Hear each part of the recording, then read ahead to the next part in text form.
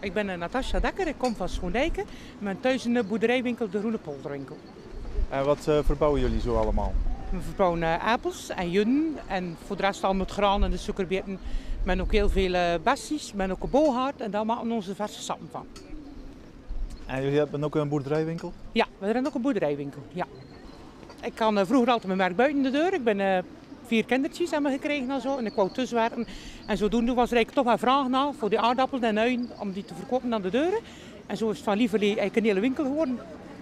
Dus er was wel belangstelling voor? Ja, daar werd ik op maar meer naar gevraagd. Ook al van ja, van appels en uien en dan een keer geen appels en geen peren. En zodoende is het een hele winkel geworden. Ja.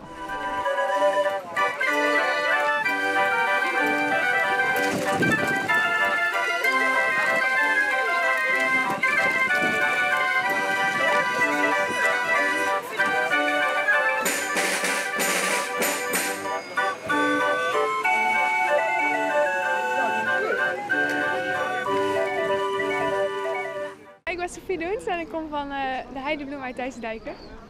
En wat verkopen jullie hier allemaal? Wij verkopen pompoenen en onder andere aan ons allemaal producten van pompoenen. En daarnaast hebben we ook zeepjes. En die pompoenen, kweek je die zelf? Ja, die worden bij ons zelf op de boerderij gekweekt. En hoe gaat dat? Is dat biologisch of niet? Ja, dat wordt allemaal biologisch gedaan. Eerst worden ze geplant in potgrond en daarna worden ze vanuit zaadjes komen de plantjes uit en die worden in het land gezet na een paar weken. En hoe gaat het met bemesting en bestrijdingsmiddelen? Wij geven alleen bemesting van paarden en voor de rest wordt er geen bestrijding gegeven. De planten die groeien gewoon uit zichzelf. En niet te veel last van insecten?